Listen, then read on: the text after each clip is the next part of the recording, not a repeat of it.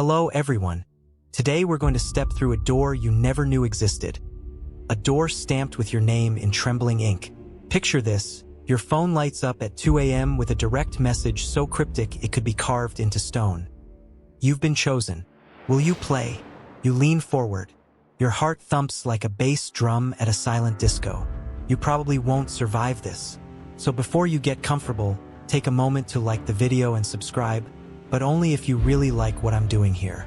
And hey, while you're at it, drop your location and local time in the comments so we can see if this madness is global, or just your neighbor's messed up prank. Now, turn off the lights, maybe turn on the fan for some soothing noise, and let's get this evening started. You tap the invitation. The screen flickers. A countdown appears. 24 hours until the first choice. No preview, no explanation. Just the cold hum of your own breath. You scroll to avoid the silence, but this time, every swipe feels like cheating death. You realize that in 480 BC, Spartan warriors knew exactly what choosing meant. Survival at any cost. And they trained so ruthlessly their sandals outlived their armor. Historians still debate whether those drills were more punishing than the actual battlefield. A notification pings, confirm or decline. You hesitate. Outside, a moth flutters against your window, tapping like a tiny metronome. Oddly, a group of flamingos is called a flamboyance, which has nothing to do with danger, but your brain latches onto it, craving any distraction. You decline. Instantly, a message, wrong move. You can almost taste regret, bitter as unsweetened coffee at midnight. Your first task arrives. Choose your method of entry. A rusty key hidden under a park bench at midnight? A GPS coordinate on an abandoned trail? Or break into an office building under the guise of a tech repair? Your stomach flips. Every choice here carries weight. 3 years ago, survivors of the Titanic used makeshift Morse code from debris to signal rescuers. Details they drilled into maritime protocol ever since. But this isn't water. This is a mind-bending puzzle where your impulse for safety could lead you straight to a trap. You think you have hours, but you don't. Your apartment feels smaller, walls inching closer. The fan whirs, solid evidence you're still alive. You post a selfie with the blinking countdown in the background. It's your only proof you exist in this digital playground. Share if you dare. You type with a shaky thumb. No one bites. That's your first freeze frame. The realization that connection doesn't equal rescue. A new screen fades in. Choose wisely. You rub your temples. Every option is a double-edged sword. If you go for the key, you risk surveillance cameras and a parking lot full of witnesses. If you pick the trail, wild animals might make better game hunters than whoever designed this. If you break in, alarms could end your run before it starts. You laugh nervously. Another joke in the bag. I break into office buildings more often than I'd admit on Tinder. You glance at your phone's battery, 42%. The device that summoned you now feels like a ticking clock strapped to your wrist. You scroll social media for comfort, but what greets you is a live stream of a guy eating hot peppers until he cries. Somehow, that seems less insane than your predicament. Your thumb hovers. Time drains away. You remember the odd fact about bananas. They're berries while strawberries aren't. This random knowledge feels more valuable than geometry class ever was. You think, if a berry can be a berry by science's whim, maybe I can outsmart this game. But instinct whispers that logic here is a liar in a tuxedo. A shiver runs down your spine. The air smells faintly of ozone and burnt coffee. In 1846, John Franklin's Arctic expedition nearly starved crossing ice. Historians still debate whether lead poisoning or scurvy was the true killer. You think of those doomed explorers, their hope frozen in time. Oddly, octopuses have 3 hearts, which makes you wonder if you could outlove fear. You crack another joke to steady yourself. Guess I'll need 2 more hearts if this goes south. Then the final prompt. Proceed to first checkpoint in 1 hour.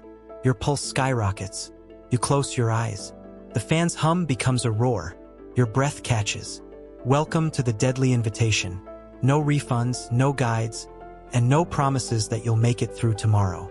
You step off the train of adrenaline and into a deserted station platform where your only companion is the echo of your own heartbeat.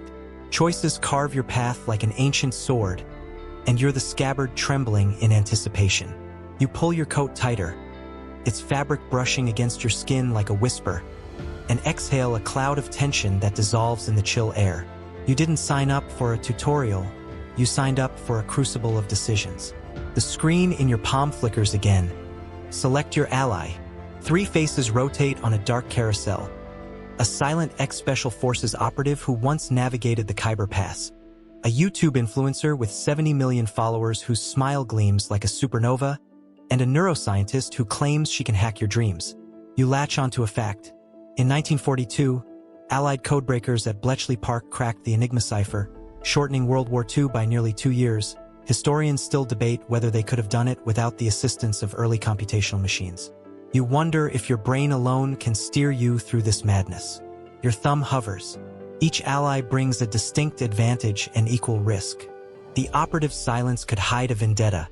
The influencer's spotlight could blind you, and the scientist's experiments could warp your mind. You imagine the operative's eyes narrowing in the dark, or the influencer live-streaming your every move.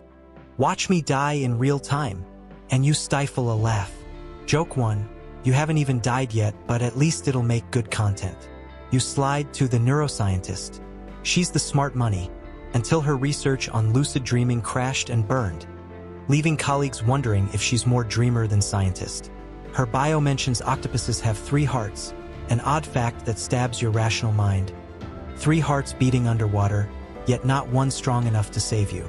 You choose her anyway, because you're betting on brain power over brawn. Immediately, the hum beneath your feet grows louder as the platform lights flicker. A new message. Task. Decode the frequency. You glance at the scientist's icon. Her lips curl into a half-smile. You remember that in 1903, Guglielmo Marconi transmitted the first transatlantic wireless signal. Historians still debate whether his patent overshadowed Nikola Tesla's contributions. That pioneering wave feels relevant now, as your device crackles with static. You raise it to your ear. A toni pulses, da DT, da DH, da DH, da DT. It's Morse code, and you know you learned it in Scouts, though the memory tastes like sawdust. The companion station speaker groans. A low rumble that could be a train or a tremor. You inch closer to the wall, fingertips gliding across peeling paint, feeling every ridge like braille. The static whispers, trust memory. You tap out the sequence on your phone. Help. Nothing happens. You tap faster, panic rising like yawns in a morgue. You feel the stones under your boots. Cold, rough, forgiving nothing. You think of the Silk Road caravan leaders in the 13th century who navigated shifting dunes without GPS. Historians still debate the exact routes they used to avoid bandits. You'd kill for a bandit now. At least they'd be upfront about stealing your stuff. Joke 2. You trade your smartphone for a camel and some dignity. A countdown bar melts across the screen. 2 minutes until failure. You whisper to yourself, focus. But your mind drifts to that time you tried a juice cleanse and nearly fainted in yoga. Apparently, kale for breakfast isn't enough to fuel existential crises. You shake your head. The neuroscientist's face flickers. Ingest sound waves, she says in text overlay. You scowl, this is definitely above your pay grade. You cup your ear and taste ozone, the faint bite of electricity on your tongue. The walls shiver, and the rumble becomes a staccato drumbeat. You recall that a woodpecker can hammer its beak 20 times per second without brain damage. An odd fact that's somehow comforting, because if a bird can take that pounding, maybe you can handle this. You beat your fist against your chest. Boom, boom. You mimic the code. Boom, boom, boom. Pause. Boom. It translates to another word. Move. Your pulse syncs with the rhythm. You follow the rhythm into a narrow corridor beyond the platform edge. The lights dim, and the air grows thicker, like breathing underwater except you're on land. A gust of wind stirs loose papers at your feet. Tax notices, stack of love letters, a flyer for a chili cook-off. Mundane things you took for granted. You stoop to pick up a letter. The ink smears. The message is gone. Memories fade like headlines in the rain. Torchlight flickers behind you. The influencer is at your shoulder now, even though you didn't invite her. She's whispering, smile for the camera. In a voice processed to perfection, you cringe. Joke 3. You'd rather face a horde of zombies than another selfie. You shove past her and sprint forward. Your phone vibrates. Choose your sacrifice. On the left screen, an image of your playlist. Your most cherished songs. A digital fingerprint of your soul. On the right, a folder titled Photos. Thousands of images chronicling birthdays, sunsets, the time your cat sneezed. You swallow. You've spent hours curating those songs, tagging every photo. Yet in this game, nostalgia becomes a currency drained too fast. You pinch the screen. The options collapse like a house of cards. You touch songs. Your favorite track flashes on the screen, an indie anthem about fighting darkness. The volume surges. It's loud enough to shake your skull. You grit your teeth, letting the crescendo wash over you. Notes crash through your chest, as if your heart is playing bass. Inside, you're screaming for quiet, but outside, this wave might guide you. You charge into a lit chamber, the floor tiled in giant piano keys. Each step plays a note. C, D, you run, and the melody forms beneath your feet. You realize this is the code, a Beethoven sonata disguised as an escape route. If you play the wrong note, the floor could open. Historians still debate Beethoven's intentions at the end of his Fifth Symphony. But here, every crescendo feels like a door unlocking. Your boots hit the final key, a sharp, high-pitched tone that rings like shattered glass. A hidden door slides open. You launch through and collapse on cold concrete. You lean back, gulping air, the piano tune tattooed on your eardrums. The neuroscientist's icon winks. Well done.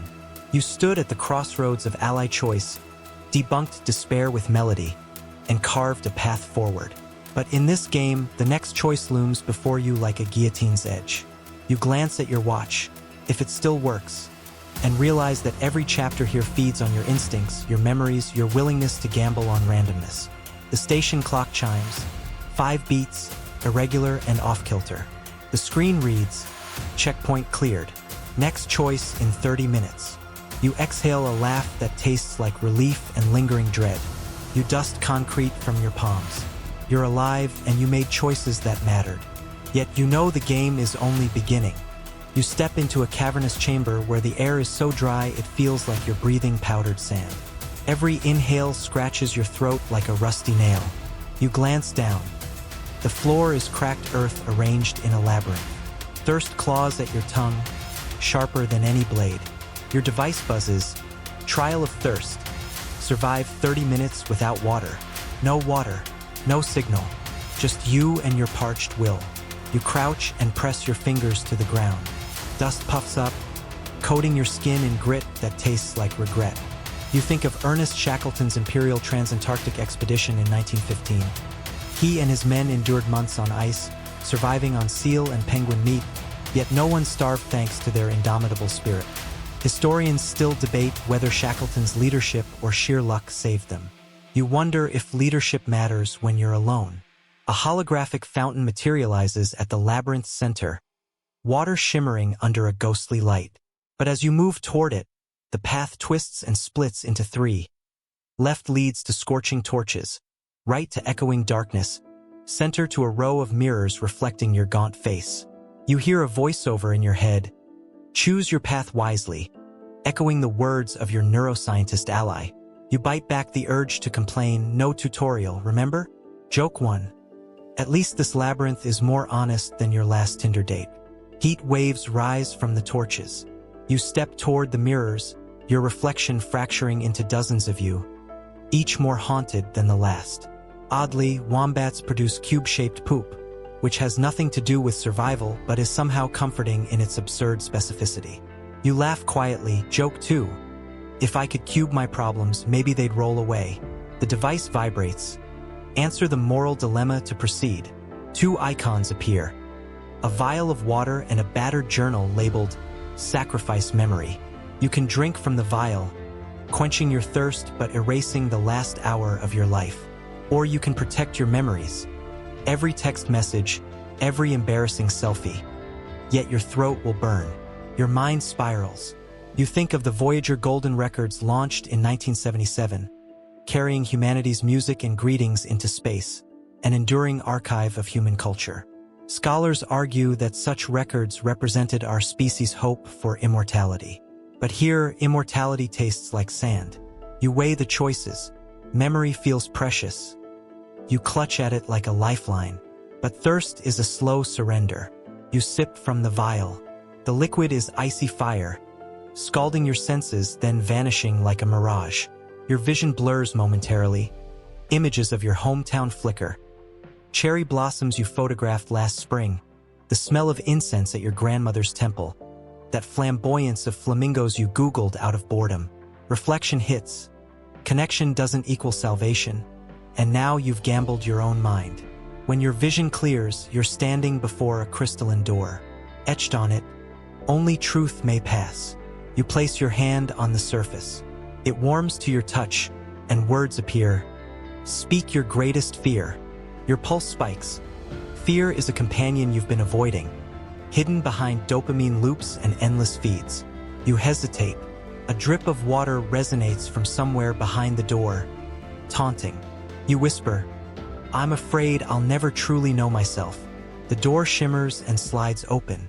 Inside, a small pool reflects a night sky, stars glowing with impossible clarity. The thirst trial ends with that oasis, a gift for honesty. You kneel, cupping water that tastes like revelation. The pool's mirror shows your face, lined, raw, vibrating with relief. You sip until your throat burns no more. The device chirps, checkpoint cleared, but the relief is fleeting. A new message arrives, trial of isolation. Proceed to the sphere. You stand and follow a corridor lit by luminescent moss that pulses like a heartbeat. Each step echoes, and soon you lose track of distance. Oddly, a group of jellyfish is called a smack, again irrelevant yet grounding. You smile, joke 3. At least I'm not being smacked by jellyfish. The corridor opens onto a vast dome, empty except for a single stool under a spotlight. The sound of your footstep is deafening. You sit, and a voice whispers through hidden speakers. You have 15 minutes alone. No device. No distractions. You pat your pockets, no phone. No ally. Just you and the stool. Time stretches. You can almost feel each second drip down your spine. Your mind, starved of noise, spins into your past. The time you tripped on stage in elementary school. The argument with a friend over spilled coffee. That one blind date who called broccoli the prince of vegetables. Your skin prickles. You suppress the urge to run. You breathe. You let the memories swirl. In 1969, Apollo 11 astronauts experienced an overview effect when viewing Earth from space, seeing the planet's fragility firsthand. Historians still debate how that moment shaped their perception of humanity. You feel a tiny echo of that revelation. You are both insignificant and infinitely complex. The timer ticks down. On 10:08, each beat lances your senses. The chair creaks. You close your eyes and focus on the hum of the dome, a low drone like far-off traffic in a dream. You realize isolation isn't emptiness. It's a mirror showing every scar you've hidden. You confront regrets, joys, and fears all at once. At 0, the spotlight dims, and a panel slides open to reveal 2 doors, one marked Comfort and one marked Challenge. A final prompt: choose which memory to keep. On the Comfort door, an icon of home-cooked meals and warm laughter. On Challenge, a montage of failures and triumphs. You inhale deeply. Memories make you who you are. Masks both comforting and constricting. You choose Challenge. You step through and find yourself back at the labyrinth's entrance. The chamber's walls ripple, cracks sealing behind you. Your throat no longer burns. Your heart no longer races with panic. Instead, you carry the weight of unfiltered self-knowledge. Your phone buzzes. Trials of flesh and mind cleared. Next task in 10 minutes. You lean against the sealed door, breathing in the recycled air. You trace the echo of that first fountain, the note of a Beethoven sonata under your boots, the buzz of the device in your palm. Lessons remain. Choices carved deeper than blades, and isolation reveals both villain and hero within. You rise, dust off your hands, and step toward the next anomaly. The game grows darker, But now you've tasted truth and ordeal. You know your thirst, your solitude, and your fear, and somehow you feel more alive. You emerge into a stark chamber bathed in half-light, the walls yawning like the jaws of something ancient and watchful. Ahead of you stands a towering mirror framed by jagged metal, its surface rippling as if alive. Above it, the screen pulses with a single command: face yourself. No further instructions, just the echo of your own breathing, amplified by the cavernous silence. You step forward, each footfall echoing like a verdict. The mirror's ripples coalesce into your reflection. Yet this you is not the one who scrolled through endless feeds or cracked jokes about jellyfish. This you wears every choice you've made. The sleepless hours, the vortex of thirst and isolation, the fractured alliances with strangers and pixels. You see the lines around your eyes, etched by adrenaline and regret. You see the hand that tapped erase memory, and the hand that cupped that crystalline water. You see the person you've become. A voice crackles, gentle, insistent. You've stripped away every distraction. Now, can you bear the weight of your unmasked self? The mirror pulses and snippets of your past. Images of laughter, tears, petty failures flash across the glass like spectral film reels. You remember the time you lied to protect pride, the moment you shared your soul in a comment thread, the night you chose comfort over confrontation. All of it converges here. Your reflection smiles crookedly, a mocking gesture and an invitation. You swallow. Your hands tremble. You dare to speak. I am afraid. The words catch in your throat. They feel heavy. Yet you push on. I'm afraid that without the noise, I'm nothing more than echoes. The mirror shimmers. Your reflection steadies. A second command appears. Own your echoes. You raise your hand to the glass. It ripples under your touch. Suddenly, you're no longer spectator but actor. Each choice you made manifests around you as a constellation of flickering lights, mapping your journey. The path you chose with the key, the neuroscientist's Morse code, the thirsty sip that cost you an hour. Every decision sparkles like a star in that molten sky. You realize this is your true crucible. Not surviving thirst or isolation, but surviving yourself. The lights converge, throwing your own silhouette onto the far wall. Fractured, multiplied, coalescing. You step back, heart storming. A memory surfaces. A childhood fear of darkness, quelled by a nightlight's glow. You breathe, recalling the comforting glow. This time, your only light is your own clarity. The room tilts. You stumble, but only for a moment.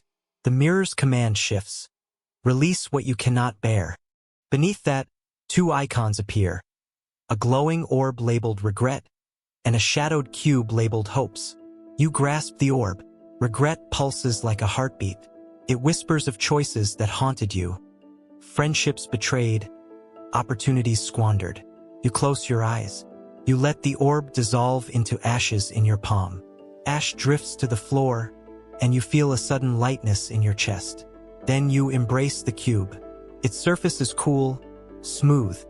Inside, it holds every aspiration you carried into this game. Redemption, purpose, the yearning to be seen. You press it to your heart. It hums, and warmth spreads through your veins. The chamber softens. The half-light turns golden. The mirror dissolves into motes of light that drift upward, like pollen on a summer breeze. The screen flickers its final message. Survived you. No triumphant fanfare, only the whisper of your exhalation. You turn away and see a door standing ajar, revealing gentle white light beyond. You step through and find yourself back where you began. Your room, the fan still humming, the phone dark. The game's interface vanishes. A single notification remains. You are more than your choices. Remember this. You sink into your bed, heartbeat slowing to a calm rhythm. The fan's whir is now a lullaby. Outside your window, dawn's light filters through curtains, soft and forgiving. You reach for your phone but pause. Your thumb hovers over the screen. You smile not at the device but at yourself. Slowly, you let your mind drift on the edges of this revelation. You feel the gentle uncoiling of tension, each breath a soft invitation to rest. The world outside remains unchanged. The hum of traffic, the distant chatter, the rustle of leaves in the morning breeze. But inside, everything has shifted. What once felt like endless noise now feels like a background score to a quieter truth. You close your eyes and let the memory of every trial wash over you in gentle waves, each one carrying away a fragment of doubt. In this softened space, you realize that survival isn't only about withstanding the storm. It's about learning to stand in the rain without fear. Your choices, however flawed, brought you here to a moment of stillness where the only voice you need to hear is your own. And in that hush, you discover something profound. You are both the storm and the shelter. Your echoes, your fears, regrets, hopes, are not chains, but the threads that weave your story. Now, as you stir and the first light caresses your eyelids, you carry a new understanding. The truest survival is not the absence of trials, but the emergence of self beyond them. And as the world awakens, so do you. Quietly, gently, entirely awake. Slowly, you feel the tension you carried begin to unravel, each breath drawing you deeper into a calm so rare it almost feels forbidden.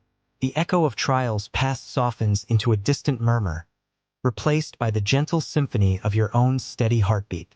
In this hush, you recognize the fragile beauty of stillness, a luxury once eclipsed by the clamor of endless choices. Every trial, the thirst that seared your throat, the solitude that mirrored your doubts, the mirror that confronted your scars, now exists not as wounds but as petals folded within a bloom of understanding. You allow yourself to drift on this quiet current, noticing how the fan's slow hum becomes a lullaby, cradling you in a space free from expectation. The dawn light, diffused through curtains, paints the room in soft watercolor tones, as if the world itself has exhaled in relief. There is no grand revelation, no thunderclap of triumph, only the profound whisper that you have endured, that you remain. With each exhale, you release the heavy fragments of should have and could have, watching them dissolve like mist at sunrise. In this gentle awakening, you sense the truth that survival is not mastery over adversity but the gentle art of being present in your own story.